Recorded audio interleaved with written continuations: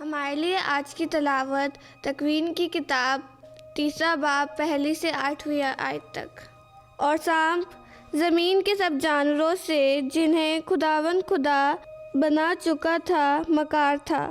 اس نے عورت سے کہا، کیا در حقیقت خدا نے تمہیں حکم دیا ہے کہ تم باغ کے کسی درخت کا پھل نہ کھانا؟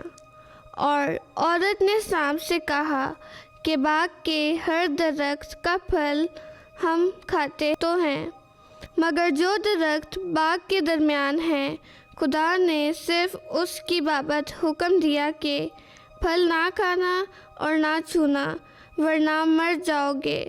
تب سانپ نے عورت سے کہا، تم ہرگز نہ مرو گے، بلکہ خدا جانتا ہے کہ جس دن تم اس سے کھاؤ گے تمہاری آنکھیں کھل جائیں گی اور تم خدا کی مانند نیک و بد کے جاننے والے بن جاؤ گے۔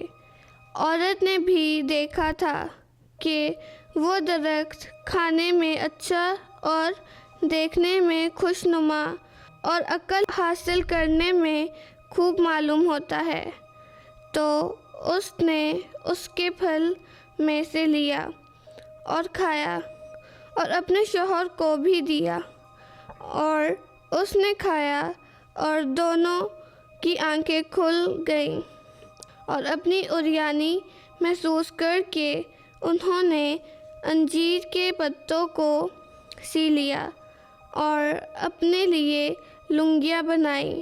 اور انہوں نے خداوند کی جو شام کے وقت باغ میں پھرتا تھا آواز سنی، تو آدمی اور اس کی بیوی باغ کے درختوں میں خداوند خدا کے حضور سے چھپ گئے۔ پاک کلام کا پڑھا اور سنا جانا ہمارے لیے باعث برکت ہو۔ خداوند کا شکر ہو۔